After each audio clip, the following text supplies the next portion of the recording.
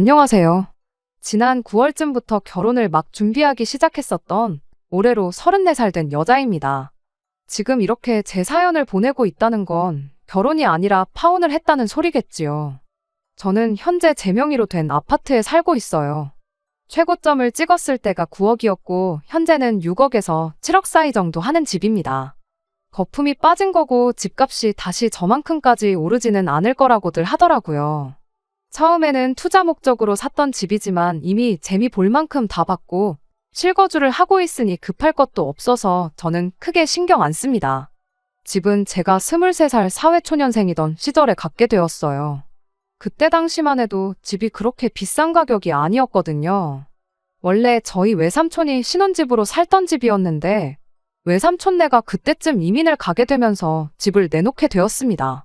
원래 저희 어머니가 부동산 전문가까지는 아니시지만 그래도 그런 쪽으로 약간 보는 눈이 있으신 분이시거든요. 애초에 그 집도 외삼촌네 결혼했을 때 어머니께서 분명히 10년 내로 크게 돈이 들 집이라고 강력 추천을 해줘서 얻었던 거고요. 그런데 어머니가 그 집이 참 아깝다고 손에 쥐고만 있어도 언젠가 재개발이다 뭐다 해서 분명히 돈이 들 텐데 어떻게든 돈을 만들어서 그 집을 우리가 살까 말까 하시고 계시더라고요. 그걸 보고 어머니께 그 집 내가 사면 안 되냐고 물었어요. 가진 게 딸랑 100만 원뿐이었다 보니 부모님 도움을 당연히 받아야 했지요. 부모님이 저 대신 대출을 받아주셨고 그 돈을 제가 일해서 갚기로 했습니다. 돈 한 푼이 아쉬운 와중에 자취는 꿈도 꿀 수 없었죠. 안면몰수하고 부모님 집에 신세지면서 정말 제 핸드폰 요금하고 회사 출퇴근할 때 들어가는 교통비 정도만 제외하면 한 2년 가까이를 땡전 한 푼 안 쓰고 살아왔습니다. 제가 고생했던 것처럼 이야기하지만 사실 저 한 푼이라도 더 아끼라고 도시락도 싸주시고 다 큰 딸 데리고 살면서 땡전 한 푼 안 받으신 어머니의 도움이 가장 컸습니다. 아무튼 그렇게 집을 산 지 3년이 지난 시점에 대출을 전부 갚아낼 수 있었어요. 처음 집을 살 때 전세를 끼고 샀다 보니 은행 대출 갚는 건 생각보다 빨랐습니다. 몇 년 더 지나서 세입자분이 나가게 되면서 대출을 조금이나마 다시 받아 전세금을 돌려드렸고 그때부터 아예 제가 실거주를 하기 시작했어요. 지금은 대출 하나도 없이 100% 내돈내산 내 집이 되었고요. 어머니 예상대로 집값은 제가 집을 처음 샀던 순간부터 꾸준하게 우상향해 왔습니다. 3억도 안 되게 매매한 아파트가 말씀드렸다시피 최고점을 찍었을 때 9억까지 올라갔어요. 부동산이 저렇게 든든하게 버텨주니까 다른 건 몰라도 마음은 든든하더라고요. 회사에서 무슨 일이 생기면 속으로 수틀리면 그만둬버리면 되지 뭐 이런 생각했던 적이 한두 번이 아니에요. 믿는 구석이 있으니까 어려운 부탁 거절하기도 쉽고 무슨 일을 시작함에 있어도 실패를 조금이나마 덜 두려워하는 사람이 되었습니다. 제 파혼한 이야기를 하려고 왔는데 너무 자서전 같은 이야기만 하는 것 같네요. 아무튼 결국엔 제 소유의 집 때문에 파혼을 했다 보니 이야기를 안 할 수가 없었습니다. 남자친구는 제 친한 친구의 소개로 처음 만났어요. 1년을 연애하고 결혼 이야기가 나왔고요. 연애 시작했을 때 제 나이가 33, 남자친구 나이가 36이었다 보니 당연히 결혼 생각을 하지 않을 수 없었습니다. 결혼을 전제로 시작을 한 연애는 아니었지만 1년간 연애하면서 자연스럽게 서로의 결혼관에 대해서 이야기를 주고받게 되었어요. 제가 자가로 대출 하나 없이 집을 가지고 있다는 사실을 결혼 이야기 오가기 전까지는 남자친구한테 먼저 알려준 적이 없었습니다. 뭐 얼마나 대단한 거라고 유세냐, 그걸 숨기냐 하실 분들도 계시겠지만 저도 숨기려고 숨겼던 게 아니었습니다. 그저 말할 타이밍이 없었을 뿐이에요. 뜬금없이 남자친구한테 나 사실 자가로 집 한 채 있다 하고 말하는 게 더 이상하다고 생각했거든요. 말할 기회가 생기면 꼭 말해야겠다 싶었는데 그게 미루고 미뤄지다가 결국 결혼 이야기 나오기 직전까지 오게 되었던 거고요. 그런데 남자친구가 이미 제가 제 명의로 집을 가지고 있던 걸 알고 있더라고요. 어떻게 알았느냐 물었더니 남자친구가 연애 초반에 하수구 막힌 거 고쳐주겠다고 저희 집에 찾아왔던 때의 이야기를 하더라고요. 이쪽 동네가 회사 출퇴근하기에 유리한 위치도 아니고 보통 자취를 하면 원룸 건물 같은 데서 할 텐데 24평 아파트에서 가족들도 없이 혼자 살고 있는 게 너무 이상했었다고 하더라고요. 그런데 제가 먼저 말을 안 해주니까 혼자서 그 궁금증을 참지 못하고 결국 제 집 주소를 가지고 등기부등본을 열람해 봤다대요. 친구한테 소개받았다 보니 기껏해야 친구가 설레발치면서 남자친구한테 알려줬구나 싶었는데 차라리 저한테 직접 물어보던가 했으면 모를까 말도 없이 등기부등본을 뽑아본 게 조금 기분이 그랬습니다. 남자친구는 미안하다고 사과하면서 자기가 원래도 부탁하는 말을 잘 못하는 성격인 거 알지 않느냐고 특히나 먼저 말을 안 해주는데 거기다 대고 말하기가 좀 그랬다고 그래서 혼자 어떻게 알아내볼까 하다가 그 방법을 쓴 거니 이해 좀 해달라 하더라고요. 미리 말해주는 거랑 이미 알고 있는 게 사실은 엄청난 차이가 있었던 건데 그때 저는 그냥 남자친구 말대로 어차피 알려줬을 거였는데 무슨 상관이냐고 하고 넘어갔던 게 저희 실수라면 실수였어요. 그때 파혼했다면 2달이라도 더 시간을 벌 수 있고 더러운 꼴도 안 봐도 되었을 텐데 그거 생각하면 아직도 왜 그때 빨리 결정을 못했나 아쉬울 따름입니다. 아무튼 남자친구도 또래치고 돈을 적게 모아놓은 편은 아니었어요. 결혼할 때 뭐 남자가 2억 3억씩은 모았어야 한다 이런 이야기들을 자주 보곤 했는데 솔직히 36 나이에 1억 5천을 모은다는 게 절대 쉬운 일이 아니거든요. 그런데 돈을 그만큼 잘 모아놓고도 남자친구는 매사에 늘 자신감이 없는 모습을 보여줬습니다. 너는 7억짜리 집을 해오는데 그거에 비하면 내가 너무 보잘것없이 해가는 것 같다 이런 식으로 말이죠. 제가 결혼하는 데 있어서 제 집을 가지고 유세를 떨 생각도 없었고 그로하여금 어떤 상황에 있어서 우위를 점한다던가 유리한 입장에 서려던 생각은 전혀 없었습니다. 오히려 저러는 남자친구가 이해가 되지를 않았어요. 이미 결혼하기로 약속한 마당에 가장 골칫거리인 신혼집 문제는 신경을 쓸 필요도 없는 상황인 건데 솔직히 그 집이 네 집이든 내 집이든 좋으면 좋았지 나쁠 게 하나도 없지 않나 싶었거든요. 맨몸으로 오는 것도 아니고 1억 5천이나 되는 거금을 모아놓았는데 왜 이렇게 자신감 없어 하는지 몰랐습니다. 솔직히 뭐 결혼하는데 집 문제도 걱정할 거 없고 이 돈은 그냥 엄마 줘야겠다. 이렇게 나오는 게 아닌 이상은 저는 아무 불만 없이 결혼해서 행복하게 잘 살 자신이 있었어요. 그런데 뭐가 그렇게 마음에 안 차서 저렇게 자신감 없는 모습을 보이는지 싶더라니까요.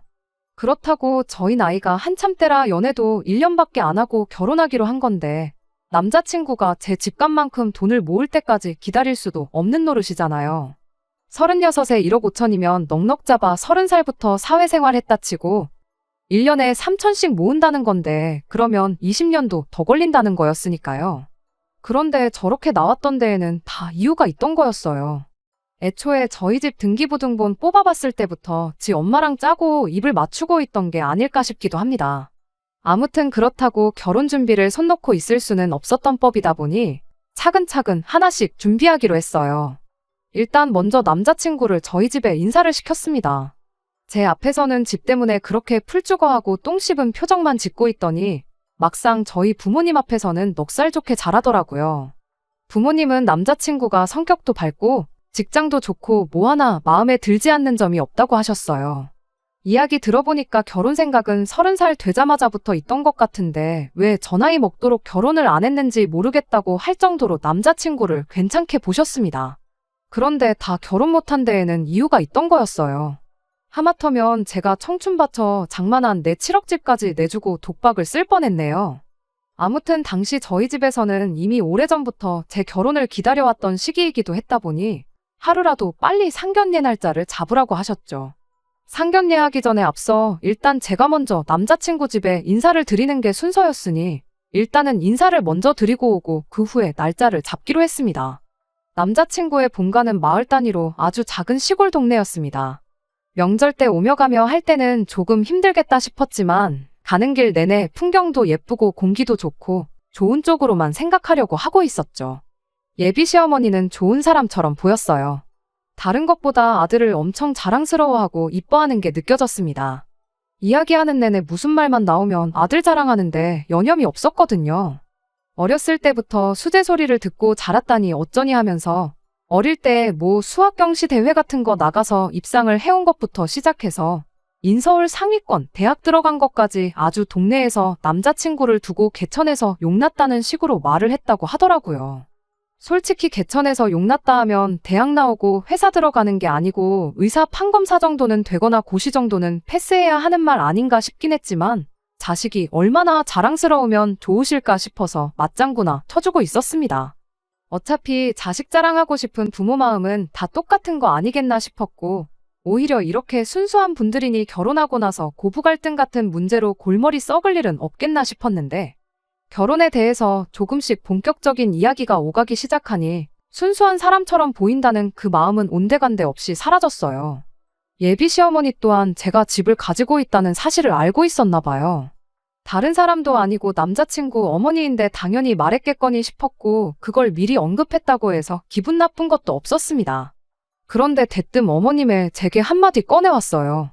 제 집 때문에 우리 아들이 너무 주눅 들어 있는 것 같아 보인다고요. 말을 하는 사람이 달랐을 뿐 여태껏 남자친구가 너가 집 해오는 거에 비해서 나는 아무것도 안 해오는 거나 마찬가지라고 자신감 없어 하던 거랑 다를 게 없는 말이었어요. 하도 들어서 노이로제가 걸릴 지경이었는데 남자친구 어머니까지 저러고 나오니까 아주 넌떨머리가 나더라고요. 사실 답도 없는 거잖아요. 말했던 것처럼 남자친구가 제 집값만큼 돈을 모을 때까지 20년 동안 결혼도 안 하고 기다릴 수도 없는 노릇이지 않나요?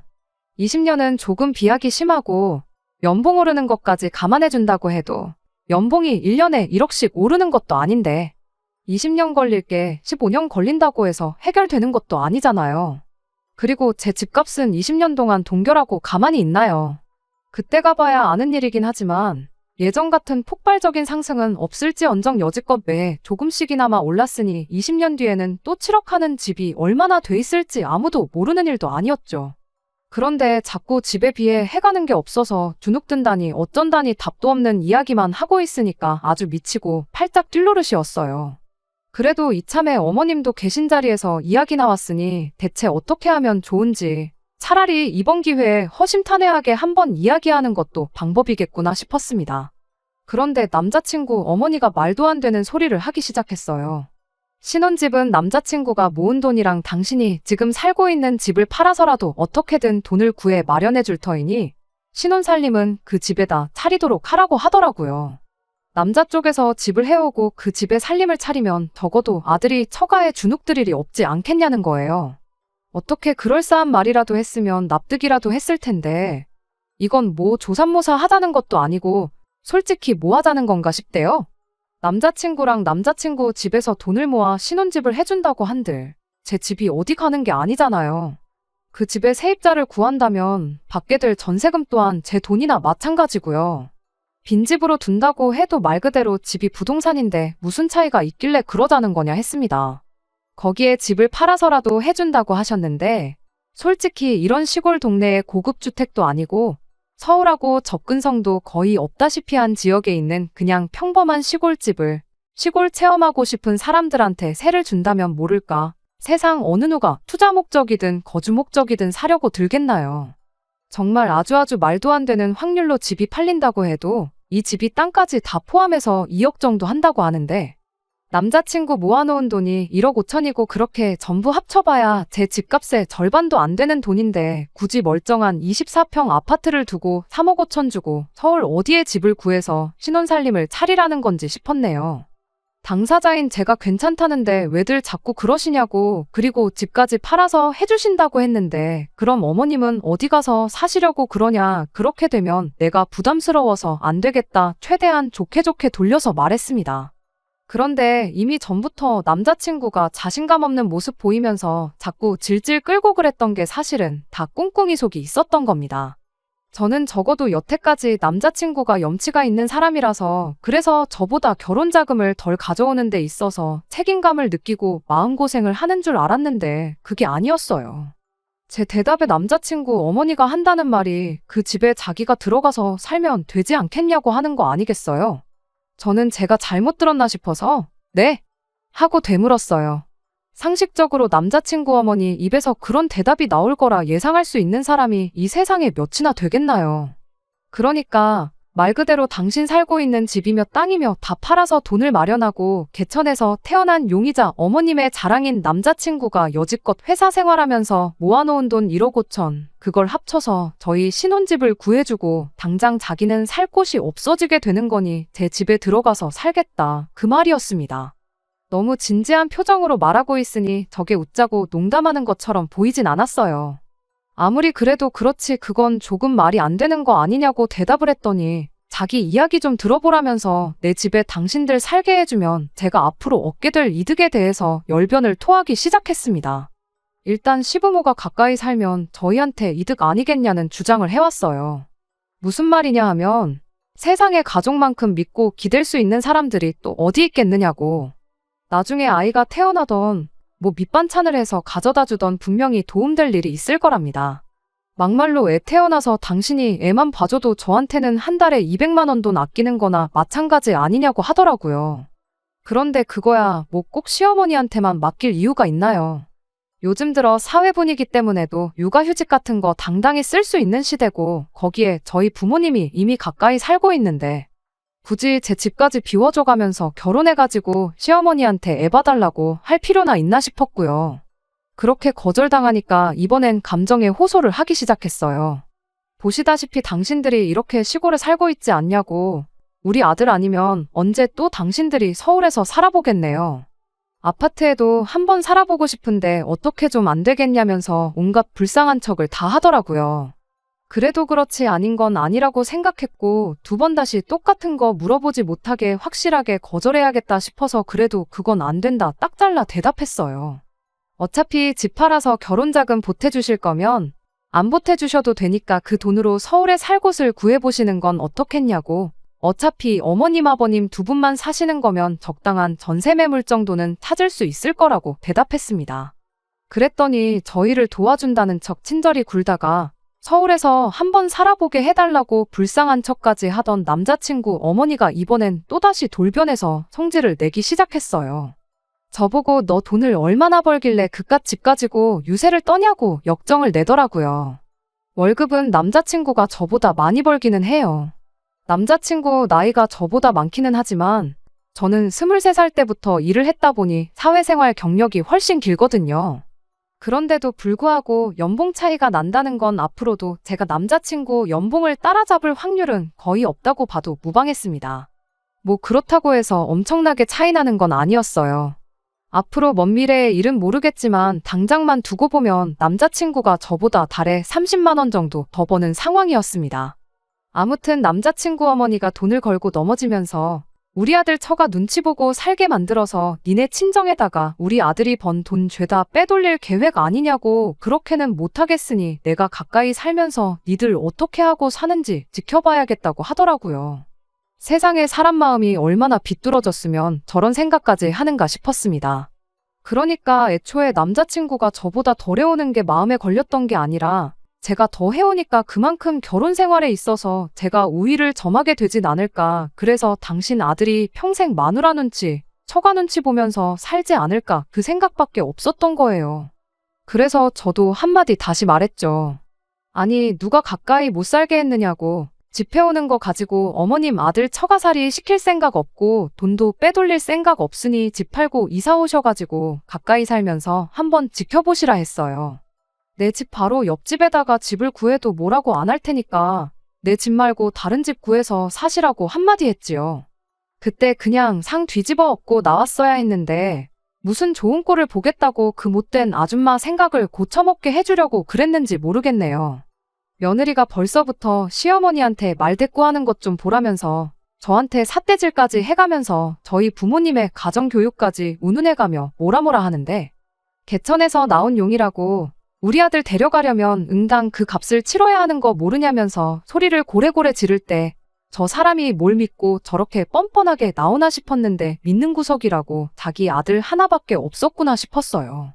제가 집까지 들고 시집 온다고 하니까 당신 아들이 얼마나 대단한 사람이라고 단단히 착각을 하는 건지 제가 무슨 결혼하고 싶어서 환장한 줄 알았나 봅니다.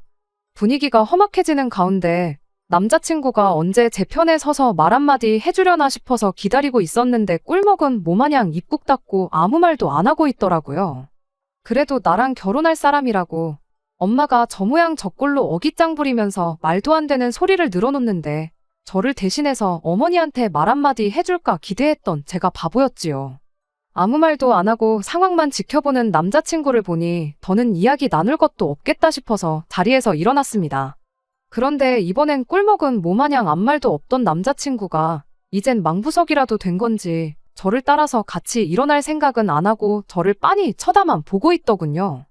표정이 마치 네가 처음 와보는 시골 동네에서 나 없이 어떻게 집에 갈 건데 하는 표정이었어요.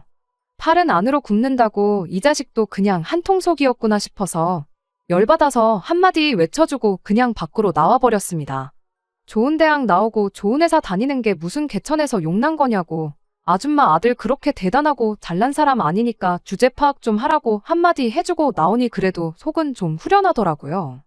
끝까지 남자친구는 집안에서 나올 생각이 없어 보였고 솔직히 처음 와보는 데다가 외진 시골 동네다 보니 어떻게 집에 가야 하나 막막했어요. 그나마 오는 길에 버스 정류장을 본 것 같아서 무작정 그쪽으로 걸었습니다. 걱정도 되고 무섭기도 했지만 핸드폰도 있는데 뭐 문제될까 싶었고 길 따라서 걷다 보면 어떻게든 되겠지 싶은 심정이었습니다. 다행히도 한 15분 정도 걸으니까 들어올 때 봤던 정류장이 보이고 그때는 많이 안심이 되었어요. 문제는 버스가 반나절에 한 대 정도씩 없었다는 겁니다. 그래도 뭐 기다려야지 어쩌겠나 싶어서 정류장에 앉아서 핸드폰 보면서 시간을 보내고 있었어요. 한 10분인가 있었을까 저 멀리서 차가 한 대 오더라고요. 버스였으면 참 좋았을 텐데 남자친구가 그제서야 차를 이끌고 저를 찾으러 나왔나 봅니다. 정류장 앞에 차 세워두고 저한테 빨리 타라고 하는데 집으로 갈지 저를 또 엄마 집으로 끌고 가서 내 집을 내놓으라고 할지 누가 아나요. 싫다고 거절하고 그 자리에 가만히 있었습니다. 그랬더니 남자친구가 왜 그렇게 고집을 부리냐고 하더라고요. 어차피 결혼하면 한 가족인데 그깟 돈이 뭐가 중요하냐면서 엄마가 가까이 살면서 우리 도와주실 걸 생각하면 오히려 우리가 경제적으로 이득인 거 모르냐면서 설득을 하는데 반대 입장이었다면 똑같이 말할 수 있을지 물어보고 싶었습니다. 아예 개무시를 하면서 상대를 안 해줬더니 답답해졌는지 차에서 나와가지고 제 옆에 앉아서 본격적으로 저를 설득하려고 하더라고요. 그러더니 제안이랍시고 말도 안 되는 소리를 하는 겁니다. 엄마랑 나랑 3억 5천 마련해서 가져다 줄 테니까 제 집을 3억 5천에 자기 어머니한테 파는 걸로 하고 우리는 3억 5천으로 새 집을 구하면 어떻겠냐고 묻더라고요. 그러면 신혼집 명의는 공동이 아니라 오롯이 제 이름으로 올리게 해주겠다고 하는데 뭐 엄청 대단한 제안이라고 선심 쓰듯 말하는 걸 보니 어이가 없어서 한마디 말을 안 할 수가 없었어요. 애초에 네 제안을 받아줄 생각도 없지만 그렇게 한다면 내가 3억 5천 집을 해오는 거고 너는 맨몸으로 장가오겠다는 건데 그럼 그건 그거대로 우리 집 눈치 안 보이냐고 물었죠. 애초에 처음부터 내 집을 거저먹을 생각밖에 없던 거 아니냐고. 절대로 니랑 니네 엄마가 원하는 대로 하게 두지 않을 거고 결혼도 뭐 상견례를 한 것도 아니고 청첩장을 돌린 것도 아닌데 그냥 없던 일로 할 테니 그렇게 알라고 했어요. 그랬더니 남자친구가 한마디 하더군요. 어쩌다 운 좋게 집값이 올라서 큰돈 번 걸 가지고 그러냐고. 3억 5천이면 네가 처음 집 샀을 때 가격보다 더 잘 쳐주는 건데 그냥 시어머니한테 가족 할인 해준다고 생각하고 그 돈 받고 말면 좀 좋은 거 아니냐고요. 제가 집을 얼마 주고 샀는지 취득가액까지 꿰고 있는 걸 보니 일전에 남자친구가 제가 집이 자가인지 궁금해서 등기부등본 뽑아봤었다는 말이 기억이 나고 온몸에 소름이 다 돋기 시작했습니다. 혹시나 그게 아니길 바랬는데 애초에 처음부터 남자친구는 제가 7억 집을 자가로 가지고 있다는 사실을 확인한 순간부터 결혼을 전제로 내 집을 지 엄마한테 넘겨줄 계획을 세우고 있었다는 소리나 마찬가지였으니까요. 저는 그것도 모르고 1억 5천 모아놓은 게 어디냐고 오히려 내가 집이 있으니 더 좋은 거 아니겠냐고 그런 속도 없는 소리를 하고 있었으니 남자친구나 남자친구 엄마한테는 그게 얼마나 기회처럼 들렸겠나 싶었습니다. 다행스럽게도 그로부터 몇 분 지나지 않아서 차가 한 대 더 도착했어요. 멀리서 남자친구 차가 오는 걸 보고 혹시나 해코지 당하지 않을까 싶어서 경찰에 미리 신고를 했었거든요. 경찰분들이 오시니 남자친구도 저를 다시 자기 어머니 집으로 데려가지 못했고 결국 그렇게 저는 경찰분들 도움을 받아서 가까운 기차역까지 이동할 수 있었습니다. 그렇게 혼자서 집에 무사히 돌아올 수 있었습니다. 그 길로 바로 친구한테 전화해서 뭐 그런 사람을 소개시켜줬냐고 한마디 했습니다. 하마터면 내 인생 조질 뻔했다고 뭐라 하니 친구가 자기도 그런 사람인 줄 몰랐다고 미안하다고 사과를 하더라고요. 회사에서 평판도 좋고 그래서 당연히 좋은 사람인 줄 알았다고 사과해오는데 친구가 뭐가 잘못인가 싶었어요. 가면을 쓰고 본 모습을 숨긴 채 살아가는 두 얼굴의 사이코였는데 1년이나 연애했던 저도 몰랐던 걸 한낱 회사에서 몇 번 말 몇 마디 주고받은 게 다였던 친구가 그 사실을 알 리가 만무했죠. 이후로 혹시나 남자친구가 집으로 찾아오진 않을까 싶어서 걱정이었는데 다행히 따로 찾아오는 일은 없었어요. 연락도 따로 없고 찾아오지도 않는 걸로 봐선 남자친구도 완전히 쫑났구나 싶어서 포기했구나 싶었어요. 그래도 안심이 되지가 않아서 며칠 정도 부모님 집에서 신세를 졌습니다. 부모님도 뭐 그런 자식이 다 있냐면서 일단 경찰에 연락을 해놓으라고 조언을 해주셨어요. 요즘 세상이 워낙에 뒤숭숭하다 보니 미리미리 대비해서 나쁠 거 없다시면서요. 진짜 큰일 날 뻔했어요. 본 모습을 모르고 지냈던 걸 떠나서 남자친구 어머니가 제 집을 어떻게든 거저먹어 보겠다고 안 했다면 진짜 결혼까지 할 뻔했으니까요. 다른 건 몰라도 정말 작정하고 사람 속이는 인간만큼 무서운 게 또 없다는 교훈을 얻었네요. 집은 어떻게 해야 하나 고민 중이에요. 여지껏 연락도 없고 나타난 적 없으니 괜찮은 거 아닌가 싶으면서도 언제 또 제 앞에 나타나진 않을까 걱정이 돼서 말입니다. 일단 제 이후의 거취는 저희 부모님 집에서 신세 좀 지면서 천천히 생각해 볼까 해요. 안녕하세요. 몇 달 전에 내 집을 지 엄마한테 거저먹게 해주려고 했던 남자친구와 결혼 약속까지 했다가 파혼한 사연을 보냈던 쓰니입니다. 그냥 제 근황 궁금해하시는 분들도 계신 것 같아서 이렇게 다시 사연을 보내게 되었네요. 결론부터 말씀드리자면 집은 전세를 주기로 했어요. 언제 갑자기 제 앞에 나타날 수도 있다는 생각을 하니 아무리 세상 가장 편한 내 집이라고 해도 편하지가 않아서 지낼 수가 없더라고요.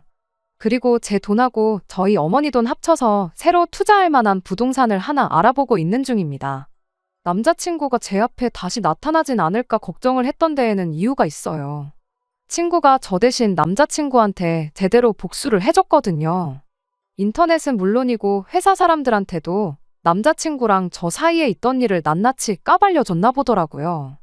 그것 때문에 회사에서 그나마 친하게 지내던 사람들한테도 손절당하고 회사 내에서 입지도 안 좋아져서 이직을 생각하고 있는 것처럼 보인다는 이야기를 해주더라고요.